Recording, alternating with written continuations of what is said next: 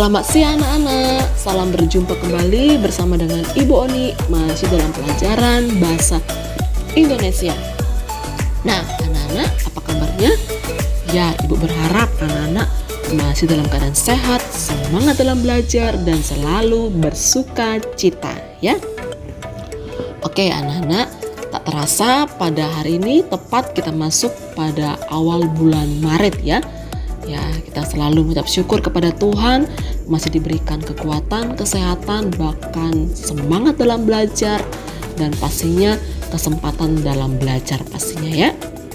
Nah anak-anak, kita hari ini akan belajar masuk ke dalam subtema yang kedua, yaitu informasi dan kosakata atau istilah dalam teks tentang perubahan energi. Oke, silakan disimak, silakan diperhatikan ya untuk pembelajaran pada hari ini. Teks tentang perubahan energi ya selalu menyampaikan informasi sesuai dengan tema tersebut. Tema itu artinya pokok permasalahan ya.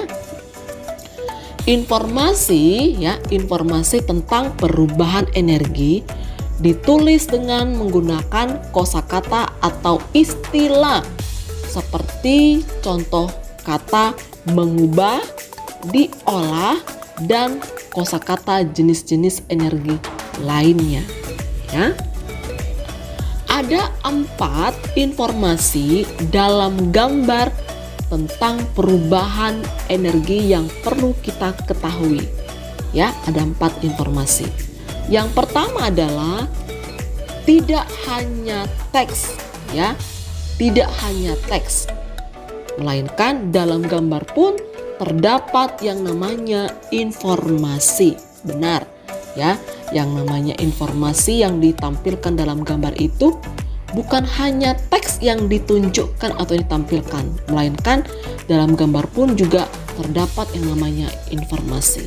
Yang kedua, informasi yang disampaikan melalui gambar tokoh atau objek kejadian. Nah, di dalamnya juga menunjukkan yang namanya tulisan ya, atau bahkan tulisan.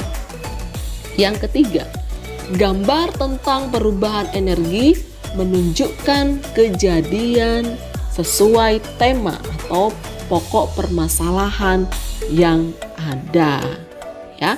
Kemudian yang keempat atau yang terakhir, dengan mengamati gambar ya, sekali lagi mengamati gambar dengan saksama, dengan fokus, dengan teliti, dengan sungguh-sungguh itu membantu kita mengetahui informasi dalam gambar.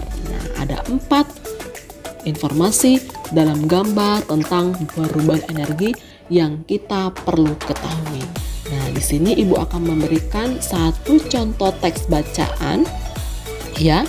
Nanti Ibu akan bacakan teks bacaan tersebut. Setelah Ibu akan membacanya, kita akan menemukan yang namanya kosakata.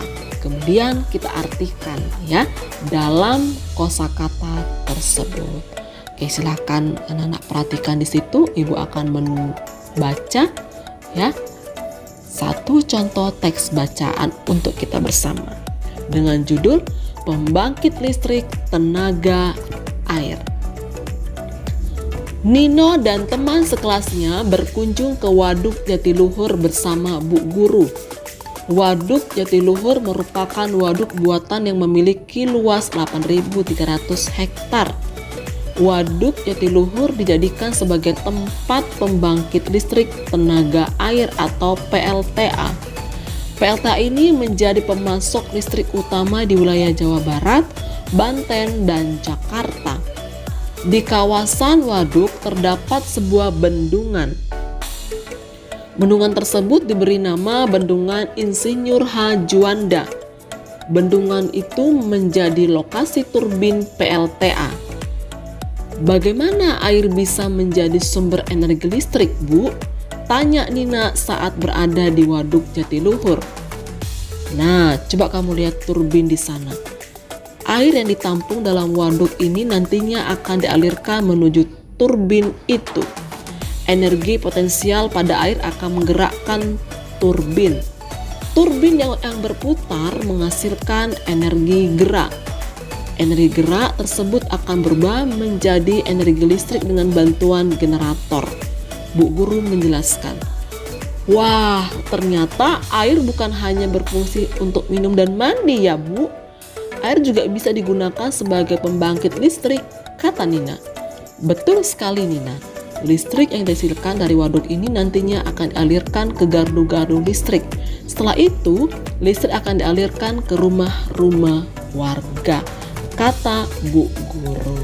Nah, itu contoh teks bacaan yang sudah Ibu bacakan. Kemudian kita akan belajar untuk menemukan kosakata dalam teks bacaan tersebut ya. Nah, di sini Ibu menemukan ada 7 arti kosakata yang setelah Ibu tadi bacakan ya. Nah, sekarang kita masuk ke kosakata yang pertama. Ibu menemukan ada kata waduk. Waduk ini maknanya atau artinya adalah kolam besar tempat menyimpan air, sediakan untuk berbagai kebutuhan, mengatur pembagian air dan sebagainya, atau dipakai di musim kemarau. Yang kedua ada kata pemasok, maknanya orang atau organisasi yang memasok. Ketiga ada kata kawasan, yaitu maknanya daerah tertentu yang mempunyai ciri tertentu seperti tempat tinggal, pertokoan, industri, dan sebagainya. Yang keempat ada kosakata bendungan, maknanya pengempang untuk menahan air di sungai atau tepi laut dan sebagainya, atau juga bisa disebut dengan tanggul. Kemudian ada kosakata yang kelima, turbin, artinya atau maknanya mesin atau motor yang roda penggeraknya berporos dengan sudu atau baling-baling yang digerakkan oleh aliran air, uap, atau udara. Kemudian yang keenam ada potensial, maknanya mempunyai potensi atau kekuatan, kemampuan, kesanggupan, dan daya berkemampuan. Kemudian yang terakhir atau yang ketujuh ada kata gardu, maknanya bangunan kecil atau tempat distribusi listrik. Nah, itu dia 7 contoh kosakata beserta maknanya ya dalam teks bacaan yang ada.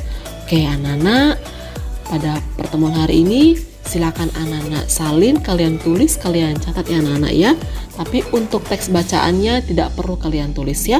Kalian langsung lanjut saja ke tabel dari arti kosakata dalam teks bacaannya. Oke anak-anak, demikianlah pembelajaran kita pada hari ini. Kita akan berjumpa lagi pada pertemuan selanjutnya ya anak-anak ya. Nah, semangat dalam belajar dan yang paling penting adalah selalu menjaga kesehatan dengan baik ya. Nah, oke anak-anak, terima kasih anak-anak Ibu. Salam sehat untuk kita bersama. Semangat dalam belajar, selalu bersukacita. Tuhan memberkati kita semua. Sampai jumpa.